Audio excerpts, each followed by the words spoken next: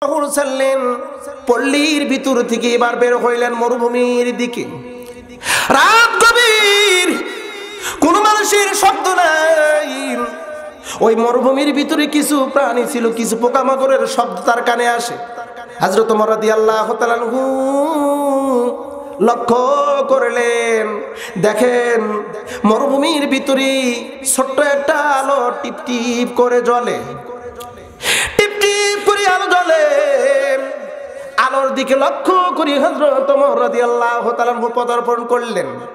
আলোর নিকটে গেলেন, দেখেন একজন ব্যক্তি দাঁড়ায় আছে। সে মনে হয় কাউকে তালাশ করে, কাউকে মনে হয় খোঁজে। হযরত ওমর সালাম দিয়ে বললেন, আমার হাবিব, ও বন্ধু, তুমি মনে হয় কাউকে খোঁজো। এই গভীর রাতে কি হয়েছে, কাউকে এমন করে খোঁজো মনে হয়। এবার লোকটি বিরক্ত ভাবের সাথে হযরত ওমরকে বলতেছেন, আমার কথা শুনি তোমার কি লাভ হবে? আমি এমন একজন মানুষকে তালাশ করি। ওমর বলল, বন্ধু রে, বলো বলো, আমি তোমাকে হয়তোবা সাহায্য করতে পারি, বলো কি এমন তোমার সমস্যা?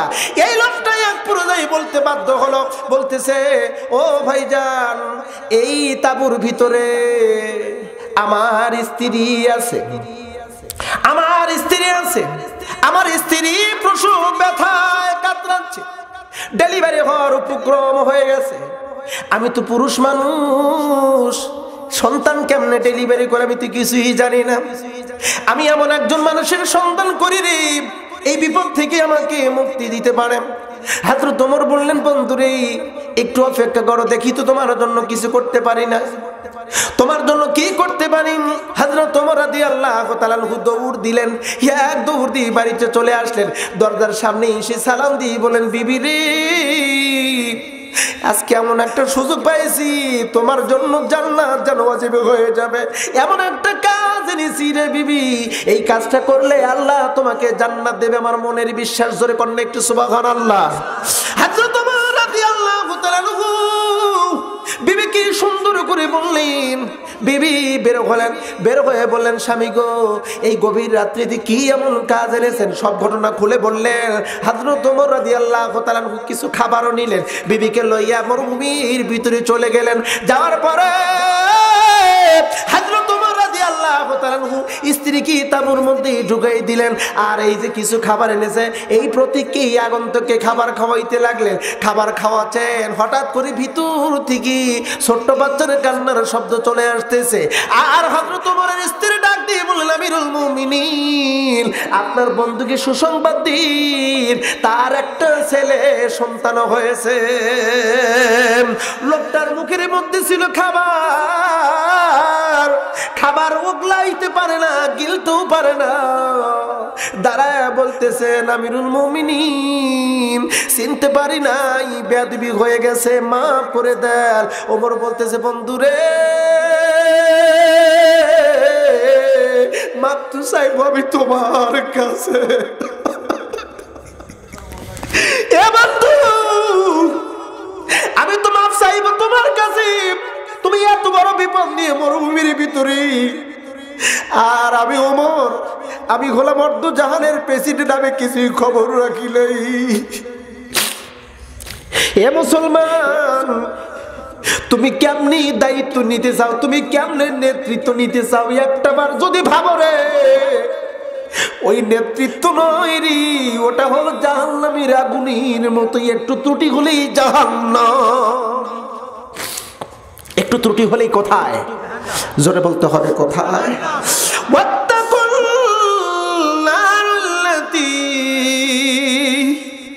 উইদ্দাতুল কাফিরিন।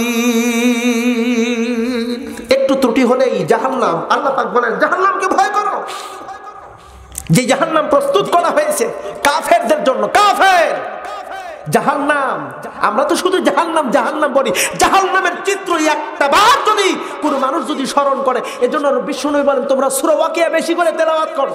সূরা ওয়াকিয়া, ওয়াকিয়া তেলাওয়াত শুধু তেলাওয়াত করার মতো নাই। আমরা যেভাবে পড়ি এইটা নয়, একটু বুঝে বুঝে পড়েন। সূরা ওয়াকিয়া যদি কোনো মানুষ পড়ে, আর একটা বার যদি সূরা ওয়াকিয়ার উপর যদি একটু গবেষণা করে, জাহান্নামের চিত্র তার চোখের সামনে ভাসবে। আরেকটি বর্ণনায় আসছে, ওমর রাদিয়াল্লাহু তাআলা আনহু গভীর রাত্রিতে গিয়েছেন। কষ্ট হচ্ছে নাকি ভাই আপনাদের? নাকি আর কিছুক্ষণ চলবে?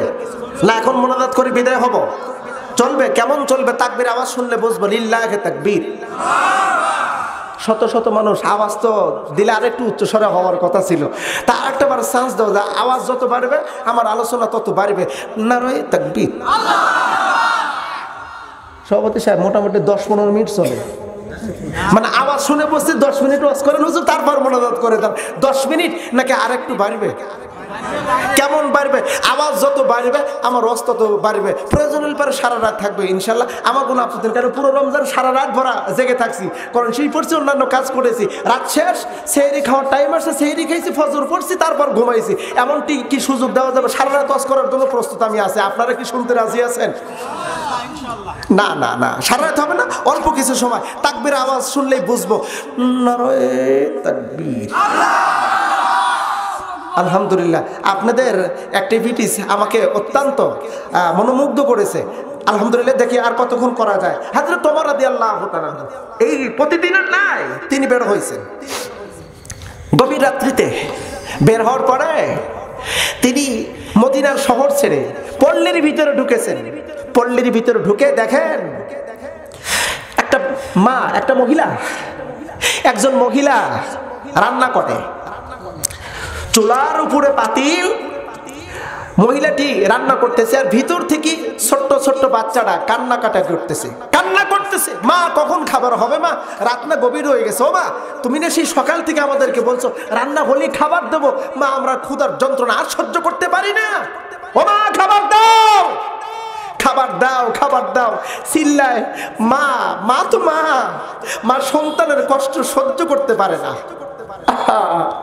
মাজার হারায় গেছে। এই যে ঈদের দিন আমার কাছে অনেকে দোয়া চেয়েছে, হুজুর একটু দোয়া করবেন না। অনেক অফিসার দোয়া চেয়েছে, হুজুর আমার মা নেই, মা মারা গেছে, দোয়া করবেন। ঈদের আনন্দ অনেকের আনন্দই হয়নি, যার মা দুনিয়ায় জীবিত নাই। ঠিক কিনা ভাই? যান, আমি এই যে আজকে বাসায় আসলাম অনেক দিন পর, মার চেহারার দিকে তাকায় দেখি, আমি ঈদের দিন সকালবেলা ফোন দিয়েছি।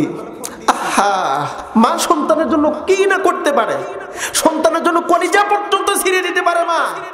দুঃখজনক হলেও সত্য, সমাজের এমন কিছু সন্তান আছে যে সন্তান মাকে ভালো ব্যবহার করে না, মার সাথে ভালো ব্যবহার করে না, মার সাথে সদাচরণ করে না। এরকম সন্তান অবশ্য আপনাদের জয় ঘরে নেই। মার সাথে খারাপ আচরণ করে। আল্লাহ পাক বলে খবরদার, ওয়াহনান আলা ওয়াহনি, তোমার মা কষ্টের উপর কষ্ট করে তোমাকে লালন পালন করেছে, কষ্টের উপর কষ্ট করে তোমাকে জন্ম দিয়েছে। খবরদার, ফালা তাকুল্লাহুমা উফিউ ওয়ালা তানহারহুমা। এ সন্তানেরা, পিতামাতা তাদের সাথে ধমক দিয়ে কথা বলবে না, তাদের সাথে খারাপ আচরণ করবে না।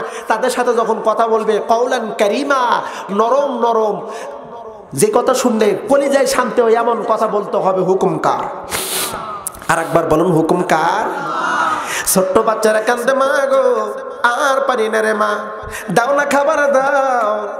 হযরত ওমর রাদিয়াল্লাহু তাআলা ঘটনা দেখলেন, আর হযরত ওমরের চোখ বেবি পানি আসে। হযরত ওমর রাদিয়াল্লাহু তাআলা এক পুরোদয় মহিলার পাশে এসে দাঁড়ায়। মহিলাকে ডেকে বলে, মা গো সন্তানেরা কান্না করে, খাবার কেন দেন না? আপনি নাকি সকাল থেকে রান্না করেন, খাবার কি হয়নি? দেন না, খাবার দেন। হযরত ওমরের কথা শুনি মহিলাটি হাউমাউ করে কান্না শুরু করে দিয়েছে। অগপতি, ও আগন্তুক, আমি কি খাবার দেব?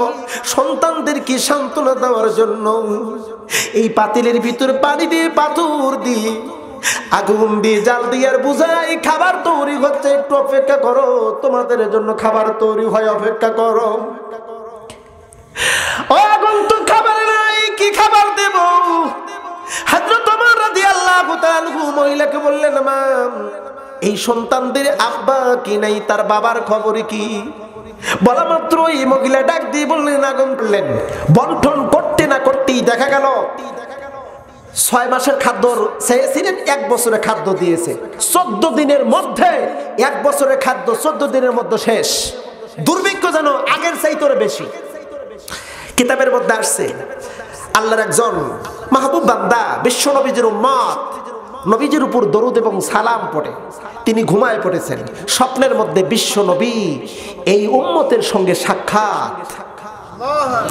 আরো জোরে বলবেন না, আরো জোরে বলবেন না। সমাধান আগে বিশ্ব নবীজির কাছ থেকে নিতেন স্বপ্নের মাধ্যম দিয়ে, আমরা আর নিতে পারি না। নেব কেমনে, নেব কেমনে? এই রক্তের অণুতে অণুতে হারাম মিশ্রিত হয়ে গেছে, হয় সুদ নতুবা ঘুষ নতুবা হারাম খাদ্য, ঠিক কিনা? হারাম খাদ্য গঠিত হওয়ার কারণে আমাদের মুখের পবিত্রতা শেষ। গরিব উম্মত রে, আমি নবী কি কেন স্মরণ করেছ? হুজুর বিচার করবেন না হুজুর, আমি ওমর রাদিয়াল্লাহু তাআলার দরবারে চাকরি করি, আজ 14 দিন 15 দিন হয়ে গেল, আমার জন্য একটা বাজেট নাই, বেতন নাই, খাদ্য নাই, আমার পরিবার পরিজন না খেয়ে দিনের পর দিন অতিবাহিত হয়ে যাচ্ছে। আল্লাহর নবী শুধু এতটুকু কথা বললেন, এ আমার গরিব উম্মত, তোমাদের রাষ্ট্রপ্রধান তোমাদের খলিফার কারণেই তো দুর্ভিক্ষ। মারাত্মক কথা, হযরত ওমরের কারণেই দুর্ভিক্ষ। তোমরা এমন একটা শাসক নিযুক্ত করেছো যার কারণে খাদ্যের অভাব। শাসকটার নাম হযরত ওমর, বুঝে যদি থাকেন বলুন তার নাম কি? আরেকবার বলুন নামটা কি? হযরত ওমরের এমন একটা নেতা নির্বাচিত করেছো যেই নেতার কারণে সমাজের ভিতর দুর্ভিক্ষ। এতটুকু কথা বলা মাত্রই এই উম্মতের ঘুম ভেঙে গেল। পরের দিন সকালবেলা জমজমাট রাজ দরবার, লোকটি উপস্থিত হয়ে বললেন, আমিরুল মুমিনিন, নির্ভয়ে যদি দেন একটা কথা একটু বলতে চাই। নির্ভয় দিলাম, তুমি কথা বলো। গত রাত্রিতে আল্লাহর নবীজির সঙ্গে সাক্ষাৎ হয়েছে স্বপ্নের মাধ্যমে। হুজুর আমাকে বলেছি আমাদের রাষ্ট্রপ্রধানের কারণে নাকি আমাদের সমাজের ভিতর, আমাদের মদিনার ভিতর দুর্ভিক্ষ। দোষ ধরেছে, দোষ ত্রুটি ধরেছে। ত্রুটিটা ধরার শিক্ষাটা কোন জায়গা থেকে জানেন? নামাজের মধ্যে। জোরবন কোন জায়গা? একটু জোরে বলেন না, আর একবার বলেন না। নামাজের মধ্যে এই ত্রুটি ধরা। নেতার যদি ত্রুটি হয়, নামাজ শিক্ষা দিয়েছে ত্রুটি ধরা যাবে কেমনে? আমি গোলজার হোসেন, আজকে আমি এসেছি আপনাদের এখানে, আসলাম এশার নামাজের টাইমে আসছে। এখন আপনারা মনে করলেন আজকের মাহফিলের প্রধান বক্তা অনেক বড় আলেম হবে, তো হুজুর আজকে আপনি নামাজের ইমামতি করেন। নামাজের ইমামতি আমাকে দিয়ে দিলেন। তো নামাজের ইমামতি আমি পাইলাম, চিন্তা ভাবনা করলাম প্রতিদিন তো মানে তেলাওয়াত যখন শুরু করি সূরা ফাতিহা প্রতিদিন শুরুতেই তেলাওয়াত করি, নাকি আপনারা করেন না? সূরা ফাতিহা প্রথম রাকাতে মানে প্রত্যেক রাকাতেই আমরা পড়ি, কিন্তু শুরুতেই পড়ি। তা আমি এবার সূরা ফাতিহা না পড়ে শুরু করে দিলাম অন্য একটা সূরা, সূরাতুল বাকারা শুরু করলাম। আলিফ লাম মিম যালিকাল কিতাবু লা রাইবা ফীহি হুদাল লিল মুত্তাকিন। এভাবে যদি তেলাওয়াত করে যাই সূরা ফাতিহা বাদ দিয়ে, বলুন তো নামাজ হবে? যারা বললেন না তাদের কাছে মনে হয় হবে। জোরে বলুন, নামাজ হবে? নামাজ হবে না। পিছনের যারা মুসল্লি আছে তাদের দায়িত্ব কি হবে? দায়িত্ব হবে লোকমা দেওয়া। জোরে বলুন, কি দেওয়া? হ্যাঁ জোরে বলেন না, কি দেওয়া? লোকমা দেন না আপনারা ইমামদেরকে? হ্যাঁ কথা বলেন না, কে দেন না? হ্যাঁ আসেন, সামনে আসেন। লোকমা দিলেন একবার, জোরে বলুন কয়বার? লোকমানের ধ্বনি হলো আল্লাহু আকবার, সুবহানাল্লাহ। ইমাম সাহেব, আল্লাহ মহান, আল্লাহর কোনো ভুল নাই। আর নাস মুরাক্কাবা মিনাল খাতা, মানুষ মাত্রই ভুল করতে পারে। গোলজার হুজুর আপনি তো মানুষ, ভুল হয়েছে, ফিরে আসেন, মানে সূরা ফাতিহা পড়েন। আমি চিন্তা ভাবনা করলাম লোকমা যতই দেন সূরা ফাতিহা আমি পড়বো না। এবার মুসল্লিদের দায়িত্ব আর একবার লোকমা দেওয়া। জোরে বলুন, কি করা? আরেকবার লোকমা দিলেন, দুইবার দিলেন, সংশোধন হলাম না। তিনবার দিলেন, ইমাম সাহেব সংশোধন হইল না। ইমাম সাহেব কয় যতই লোকমা দাও কোনো লাভ নাই। ইমাম আবু হানিফা বলেন তিনবার লোকমা দেওয়ার পরে যদি ইমাম সংশোধন না হয়, ইমাম বরাবর যিনি পিছনে আছে, ইমাম বরাবর কোথায় আছে? জোরে বলতে হবে, কোথায় আছে? পিছনে আছে। এবারে ইন্টারেস্টিং একটা তথ্য বলি, মন খারাপ করবেন না। এখন এমনও কিছু মসজিদ পাওয়া যায় যে মসজিদে গেলে ইমাম বরাবর পিছনে যিনি দাঁড়ান তিনি হলেন মসজিদের সভাপতি। খোঁজ নিয়ে দেখা যায় উনি হলেন সুদের বড় মহাজন। কথা বলেন, আছে না? এরকম আছে না? আমি মাঝে মধ্যে এই ঘৃণার সাথেই বলি, মসজিদের সভাপতি হয়ে ওরা কারা? যারা সুদ খায় খায় বড় মহাজন হয়েছে, ঘুষ খায় খায় বড় মহাজন হয়ে গেছে, ওরা হয় মসজিদের সভাপতি। আমি বলি বাটপার, তোর সভাপতি মসজিদে মানায় না, তোর সভাপতি মানায় হলো যাত্রা, থিয়েটার, মঞ্চে। কথা বলুন ঠিক কিনা? কিন্তু দুঃখজনক হলো সত্য, মসজিদগুলো ওরা গ্রাস করে নিয়েছে। লজ্জা করে না? ইমামের অনুপস্থিতিতে নামাজ পড়ানোর যিনি যোগ্যতা রাখবে তিনি হবে মসজিদের সভাপতি। ইমাম বরাবর পিছনে যিনি থাকবে ওনার দায়িত্ব হলো যে ইমামকে 3 বার লোকমা দিলাম, সংশোধন হচ্ছে না, মুখ দিয়ে বলছি মুখে কাজ হচ্ছে না, এবার হাত চলাতে হবে। জোরে বলুন কি? আর একবার বলুন কি? এবার এটা কিন্তু নামাজের শিক্ষা। আমরা তো শুধু নামাজ পড়ি, নামাজ কায়েম করতে হবে। নামাজ কায়েম আর নামাজ পড়ার মধ্যে পার্থক্য কতটুকু জানেন? এই জমিন আর ওই আকাশ, এতটুকু পার্থক্য। আজকে সময় নাই, কোনো একদিন যদি সুযোগ পাই, নামাজের কি শিক্ষা, নামাজ কায়েম করার কথা আল্লাহ কেন বললেন 82 বার? আকিমুস সালাহ কেন বললেন? নামাজ কায়েম, নামাজ প্রতিষ্ঠিত কেন বললেন? এর ভিতরে একটা শিক্ষা নেন। 3 বার লোকমা দিলাম, কাজ হলো না, ইমাম বরাবর যিনি পিছনে থাকবে ওনার দায়িত্ব এবার হাত চলাতে হবে। হাতটা কিভাবে? হাত আমরা জানি, হাত এভাবেই উপরে থাকে ডান হাত আর নিচে থাকে বাম হাত, এভাবেই তো আপনারা তাকবীরে তাহরিমে বাঁধেন, ঠিক? জোরে বলতে হবে। এবার ডান হাত খানা ইমাম বরাবর যিনি পিছনে আছেন ওনার দায়িত্ব হলো ডান হাত ছেড়ে দিবে, ছেড়ে দিয়ে এবার ইমামের কলার চেপে ধরবে। এই কলার বলেন না কি বলেন? হ্যাঁ জোরে বলুন কি? কলার চেপে ধরে ওরে পিছনে টান দিয়ে আনতে হবে। জামাত লঙ্ঘন করা যাবে না, জামাত নষ্ট করা যাবে না, কারণ নামাজের জামাত যখন তৈরি হবে ওইটা পালন করা, ওটা শেষ করে হলো ফরজ। ওটা শেষ করা কি? জোরে বলতে হবে, ওটা শেষ করা কি? নামাজ শেষ করে ফরজ, জামাত ভঙ্গ করা যাবে না, কবিরা গুনাহ হবে। এজন্য ইমামকে কলার ধরে পিছনে আনতে হবে। এবার বাম হাত বসায় রাখবেন না, বাম হাত বসা রাখার সুযোগ নাই। এবার বাম হাত দিয়ে যিনি পাশে আছেন ওটা হলো কেয়ারটেকার ইমাম। কেয়ারটেকার ইমাম বোঝেন? মানে সমসাময়িকের কেয়ারটেকার ইমামকে সামনে দিলেন, তার মানে বোঝা গেল সমাজের নেতা, গোত্রের নেতা, দেশের নেতা ভুল ত্রুটি যদি করে, কোরআন বিরোধী যদি কোনো কাজকর্ম করে, আল্লাহ বিরোধী যদি কোনো কাজকর্ম করে, সমাজ দেশ এমনকি মানুষের ক্ষয়ক্ষতিপূর্ণ এমন কোনো কাজ যদি করে, লোকমা দেওয়ার পরে যদি সংশোধন না হয়, হাত চালাতে হবে। ওই অবাধ্য অবৈধ ওরকম খারাপ একজন নেতাকে কলার ধরে নিচে টানে নামাইয়া যোগ্য আরেকজন ব্যক্তিকে ওই আসনে বসায় দিতে হবে। এর নাম হলো আকিমুস সালাত। এর নাম হলো আকিমুস সালাত। আমরা তো নামাজ পড়ি, নামাজ কায়েম করি না।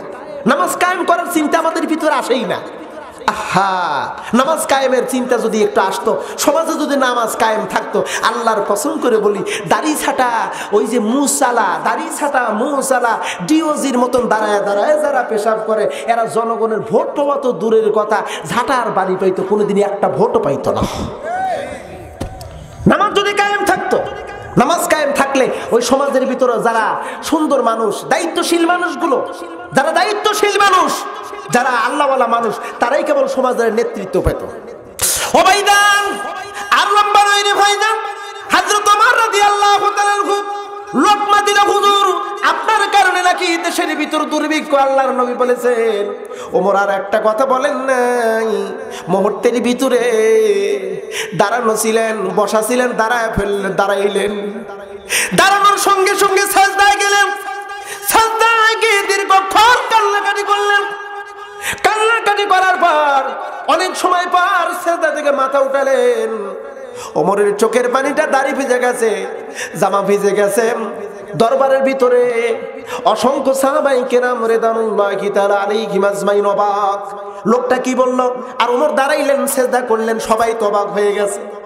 ওমর বললেন, আমার মাজলিসে শোনার সদস্যরা শোনো, ওগো আল্লাহর নবীর সাহাবীরা রে, তোমরা হয়তো অবাক হয়ে গেছো, এই লোকটা যেই সংবাদ দিয়েছে, এই সংবাদ শুনে আমি নিজেকে কন্ট্রোল করতে পারিনি। আমি ওমরের কারণে আমার দেশের মধ্যে এত বড় দুর্ভিক্ষ এসে গেছে। সবাই বলল, কেমনে? আপনার মতন তাকওয়াপূর্ণ ব্যক্তি আর হয় না, আর হয় না। আপনি সারাটা দিন অফিসে ডিউটি করেন, রাত্রিতে জনগণের খেদমত করেন, বাকি সময় যদি পান নামাজে সিজদায় পড়ে কান্নাকাটি করেন। আপনার কান্না করতে করতে দুচোখে খাওয়া হয়ে গেছি। মাঝে মধ্যে আব্দুল্লাহ ইবনে ওমর বলতেন, আব্বা আপনার আপনার চোখের চিকিৎসা করব, আপনার চোখের চিকিৎসা করব।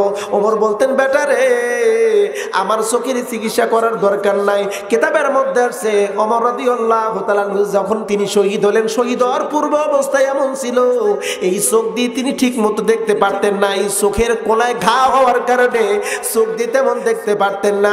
হযরত ওমর বলতেন, বেটা আব্দুল্লাহ, আমি এই চোখের চিকিৎসা করব না, কারণ আমি এই চোখ দিয়ে আমি অন্য কিছু করি নাই। আমার রবের ভয়ে কেঁদেছি, কাদার কারণে চোখে ঘা হয়ে গেছে। কিয়ামতের ময়দানে আল্লাহর সামনে যখন আমি দণ্ডায়মান হব, আমার রব আমার এই চোখের ঘা থেকে বলবেন, ওমর রে,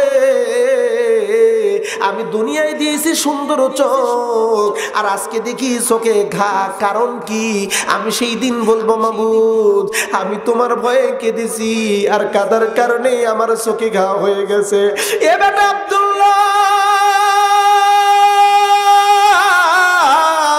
আমার কোন আমল যদি আল্লাহ গ্রহণ না করে রে, আল্লাহর ভয়ে কেঁদেছি, আমার চোখে ঘা হয়েছে, এর ওসিলায় আল্লাহ আমাকে মাফ করে জান্নাত দেবে। ওমর বলতেছে, না আল্লাহর নবীর সাহাবীরা রে, আমার ভুল, মারাত্মক ভুল। সবাই বলল, হুজুর আমরা আপনার ভুল পাই না। ওমর বললেন, ভুল হলো আমার মদিনার ভিতরে যখন দুর্ভিক্ষ শুরু হয়েছিল, আমি আমর ইবনুল আসের কাছে খাদ্যের জন্য দরখাস্ত দিয়েছিলাম, এটা 1 নাম্বার ভুল, 1 নম্বরে ভুল। আর 2 নম্বর ভুল হলো আমার রবের কাছে আমি চাই নাই। আমার রবের কাছে যদি চাইতাম রে, আমার রব এই মদিনার দুর্ভিক্ষ দূর করে দিত। ওয়ালাউ আল্লাহাল কুরআমানু ওয়াত্তাকাউ লাফাতাহনা আলাইহিম বারাকাতিম মিনাস সামাই ওয়াল আরদ। আরো জোরে বলতে হবে, জোরে বলতে হবে, আল্লাহু আকবার। যদি কোনো মানুষ আল্লাহর প্রতি ঈমান আনে আর যদি ভয় করে, আল্লাহ পাক বলেন, ফাতাহনা আলাইহিম, তাদের জন্য আমি খুলে দেব বরকতের দরজা আকাশ এবং জমিনে। যদি সমাজের ভিতর ভুল হয়, সমাজের ভিতর যদি অভাব-অনটন আসে, বুঝবেন ওই সমাজের নেতার কারণ। জোরে বলতে হবে, কার কারণ? আজকে খাদ্যদ্রব্যের দাম ঊর্ধ্বগতি। আহা, এই যে রমজান গেল, রমজানে কিছু সংখ্যক মানুষ চরম ডাকাতি করছে, চরম ডাকাতি, এর হিসাব দিতে পারবে না। রোজাদারদেরকে কষ্ট দিয়েছে, রোজাদারদেরকে যারা কষ্ট দিয়ে প্রত্যেকটা দ্রব্যমূল্যের দাম ঊর্ধ্বগতি করেছে, সিন্ডিকেট করেছে, শুনে রাখেন, কিয়ামতের ময়দানে আসামি হয়ে গেছে আমার রবের কাছে, আসামি হয়ে গেছে 100%। শেষ কথা বলি ভাই যান, কারণ আমি কোনো ওয়াজ আমি আপাতত এখন রাখি না, ওয়াজ শেষ করে দিয়ে যাই। এই মাস বিন জাবাল, এই কথাটা বলবো, কষ্ট হবে আপনাদের। মাস বিন জাবালকে হঠাৎ করে একদিন আল্লাহ রসুল বললেন, মাস বিন জাবাল রেডি হও, হযরত উসমান একটা ঘোড়ার ব্যবস্থা করে দাও। ঘোড়ার ব্যবস্থা করা হলো, কোনো বর্ণনা আসছে উটের ব্যবস্থা করা হলো। হযরত মাস বিন জাবাল কাঁদতেছেন, হাউমাউ করে কান্না করতেছেন, আর বলতেছে, নবী একটাবার সিদ্ধান্ত পরিবর্তন করেন, সিদ্ধান্ত পরিবর্তন করেন। হুজুর বললেন, আমার সিদ্ধান্ত না, সিদ্ধান্ত হলো যিনি উপরে আছেন তিনি কে? সিদ্ধান্ত আমার রবের, আমার রব মনোনীত করেছেন তোমাকে, যেতে হবে। উটের পিঠে তুলে দেওয়া হলো, মানসাবালা তুলে দেওয়া হলো। ইন্টারেস্টিং বিষয় হলো, মাস বিন জাবাল হলো উটের পিঠে, আর রাহমাতুল আলামিন সেই উটের লাগাম ধরে আছে। উটের লাগাম টেনে আমার নবীজি মদিনার সীমানার দিকে যাচ্ছে।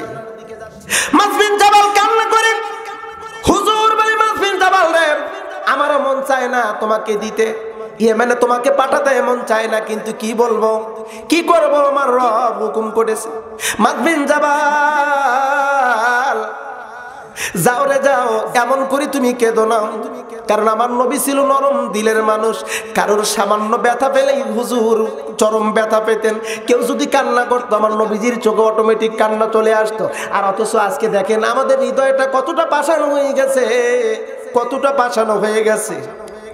এ মুসলমান বন্ধুগণ, এক পর্যায়ে উটের লাগাম টানতে টানতে মদিনার সীমান্ত বরাবর যখন চলে আসলো, হুজুর আমার বললেন, মাস বিন জাবাল রে, মাথাটা একটু নত করো। মাথাটা একটু নত করলেন। মাস বিন জাবাল আল্লাহর নবীজির কানে কানে কি যেন বললেন, কান্না অটোমেটিক বন্ধ হয়ে গেছে। মাসবিন জাবালের কান্না বন্ধ, চলে গেলেন ইয়েমেনে। কিছুদিন পরে রাহমাতুল লিল আলামিন দুনিয়া থেকে বিদায় হয়ে গেল। আবু বকর খেলাফতের মসনদে আসলেন, আবু বকর ইন্তেকাল করলেন। এরপরে হযরত ওমর রাদিয়াল্লাহু তাআলা আনহু খেলাফতে আসলেন। ওমর আসার পর একটা চিঠি দিয়ে দিলেন, ইয়েমেনে মাসবিন জাবাল তুমি চলে আসো মদিনায়। মাসবিন জাবাল চলে আসলেন মদিনায়। আসার পরে মসজিদুন নববীর ভিতরে ঢুকলেন। হযরত ওমর রাদিয়াল্লাহু তাআলা আনহু সহ অসংখ্য সাহাবায়ে কেরাম মাসবিন জাবাল রাদিয়াল্লাহু তাআলা আনহুর অপেক্ষায় আছে। এবার মাসবিন জাবাল কারোর দিকে তোয়াক্কা না করি, কারোর দিকে লক্ষ্য না রাখে সরাসরি মসজিদের ভিতরে ঢুকলেন। 2 রাকাত নামাজ পড়ে বের হইলেন। বের হওয়ার পর রাহমাতুল লিল আলামিনের রওজার পাশে বসে পড়লেন। আর মাসবিন জাবাল হাউমাউ করে কান্না করতে লাগলেন। হযরত ওমর মসজিদুল নববীর ভিতরে বসা মাসবিন জাবালের অপেক্ষায়, কিন্তু মাসবিন জাবাল মসজিদুন নববীর ভিতরে ঢোকে না। হযরত ওমর কান্নার শব্দ শুনে বের হয়ে চলে আসলেন। মাসবিন জাবাল রাহমাতুল লিল আলামিনের রওজার পাশে বসে কান্না করে। ওমর এসে পাশে বসে পড়লেন আর বলেন, মাসবিন জাবাল রে, যেই নবী দুনিয়া থেকে বিদায় হয়ে গেছে ওই নবীর জন্য কান্না করে কি আর করবে? ওই নবীর জন্য কান্না করে কি করবে? মাসবিন জাবাল ডাক দিবেন, আমিরুল মুমিনিন, আমার নবী দুনিয়া থেকে বিদায় হয়েছে, এই জন্য আমি কান্না করি না। আমি কান্না করি গো, যেই মানুষটি এই কবরের মধ্যে ঘুমায় ওই মানুষটার কয়েকটা উপদেশ আমার সারা জীবনের আরাম আনন্দ সব হারাম হয়ে গেছে। চিল্লা বলবেন একটা আল্লাহু আকবার। কয়েকটা উপদেশ। কি উপদেশ? বলে একটা উপদেশ হলো ইবাদতে রিয়া, লোক দেখানো ইবাদত যারা করবে। জোরে বলুন, কি দেখানো ইবাদত? জোরে বলতে হবে, কি দেখানো ইবাদত? আর একবার জবান খুলে বলুন, কি দেখানো ইবাদত? মানুষ দেখানো ইবাদত যারা করবে তাদেরকে ওই জুব্বুল হুজুন নামক জায়গা, জুব্বুল হুজুন কোরআনুল কারীমের সূরা নিসার মধ্যে আসছে, ফিদ্দারকিল আসফালি মিনান নার, জাহান্নামের সবচাইতে ভয়ানক একটি জায়গার নাম হলো জুব্বুল হুজুন। এই জায়গার মধ্যে তাদেরকে ফেলে দেওয়া হবে। আমি গোলজারের ওয়াজ শুনে আমাকে বাহাবা দিল, আমি একটু আত্মতৃপ্তি হলো, মানুষ আমাকে বাহাবা দিবে। আস্তাগফিরুল্লাহিল আযীম, আল্লাহ মাফ চাই, আমি মাফ চাই। আমার সবগুলো তোমার সন্তুষ্টির জন্য। আপনারা বলেন, আল্লাহ আমাদের সব ইবাদত তোমার সন্তুষ্টির জন্য, মানুষ দেখানোর জন্য নয়। আমাদের সব ইবাদত কার সন্তুষ্টির জন্য? আর একবার বলুন, কার সন্তুষ্টির জন্য? কুল ইন্না সালাতি ওয়া নুসুকি ওয়া মাহইয়ায়া ওয়া মামাতি লিল্লাহি রাব্বিল আলামিন। আমার নামাজ, আমার রোজা, আমার বন্দেগী কবুল করো, কবুল করো আমার বন্দেগী। আমার নামাজ, আমার রোজা, আমার জিন্দেগি। জোরে করুন একটু আমিন। আর একবার জোরে বলুন একটা আমিন। মসজিদের উন্নতির জন্য অল্প সময়ের ভিতরে আপনাদের নগদে এবং বাকিতে টাকা হোক, ধান হোক, চাউল হোক, যার যতটুকু সামর্থ্য আছে মসজিদের খেদমতের জন্য রসুল বলেন 7 শ্রেণীর ব্যক্তি আরশে আজিমের নিচে ছায়া পাবে। জোরে বলুন, কয় শ্রেণীর ব্যক্তি? একটু জবান খুলে বলেন না, কয় শ্রেণী? 7 শ্রেণীর ব্যক্তি আরশের নিচে ছায়া পাবে। তার মধ্যে হলো একজন ব্যক্তিকে বলা হয়েছে যার অন্তরটা মসজিদের সাথে সম্পৃক্ত থাকবে, নামাজ পড়বে, মসজিদের আনুষঙ্গিক কাজগুলো করবে, দান সদকা করবে। এ ব্যাপারে অনেক হাদিস আছে, ওই কথা আমি বলবো না। আপনাদের সামর্থ্য অনুযায়ী অল্প সময়ের ভিতরে 5 মিনিট